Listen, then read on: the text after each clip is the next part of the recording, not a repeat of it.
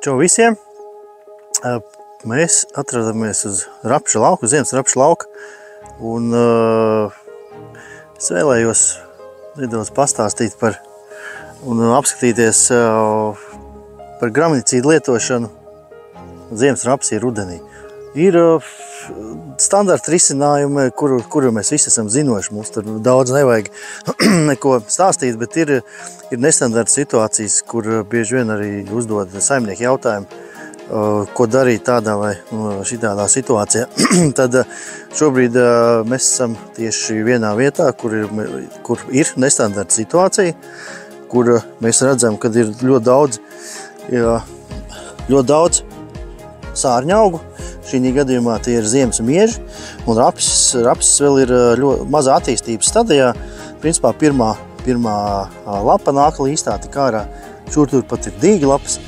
Un, kā zināms, tad mēs nevaram ar lielām devām lietot sārņaugu ierobežojušas produktus. Ko tad darīt? Tad šeit tas risinājums būs tāds, kad jāliek ir, jo ja ir daudz sārņaugu, tad rapsis atpaliek. Viņš atpaliek attīstībā un viņš iztīdzē, un sliktākā gadījumā, ja kāda nelabvēlīga laika apstākļi, viņš pat var aiziet bojā. Tāpēc tur, kur ir diezgan daudz tie sārņaugi, tad jārīkojas ātri ir.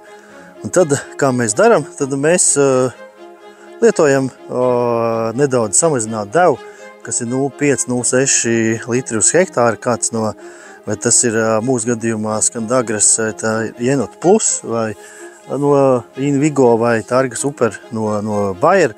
Tā jau ir jūsu izvēle, bet jā, tā mēs varam darīt, kad uzliekam 0,5–0,6 šī attīstības stadijā, un tad vēlāk ar kādam 2–3 nedēļu intervālu uzliekam otru 0,5–0,6. Tādā veidā ar šo mazo devu mēs apstādināsim sārņaugu attīstību, un rapsis varēs attīstīties normāli tālāk. Šis bija viens no nestandarta risinājumiem, kā rīkoties, un tagad mēs aiziesim uz lauka citu pusi, un es jums tur pastāstīšu par vienu lietu, par ko iespējams daudz no jums vispār nenojaušu. Iesim uz citu lauka pusi.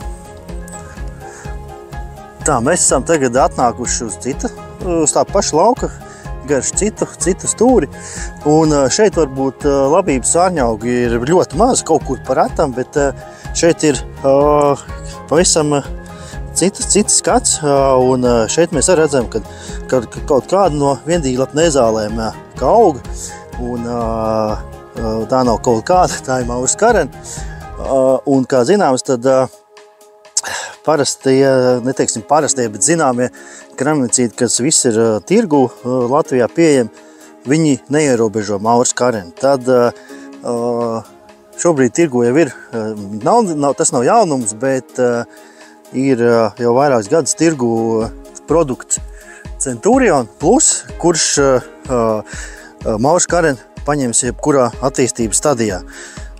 Gan šādu, kas ir tikko principā lien ārā, gan arī šeit tālāk var redzēt, ka šeit ir jau lielāki kušķi jau. Arī ar to maura skarenu tiek, ar to Centurion Plus tiek lieliski galā.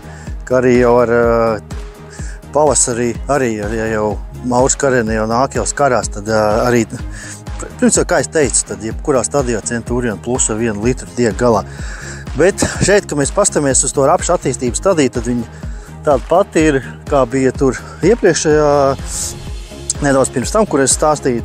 Tad šeit gan vajadzētu nedaudz jau pagaidīt tās, lai vismaz ir 2 īstās lapas, un lietot 1 litru Centurion Plus,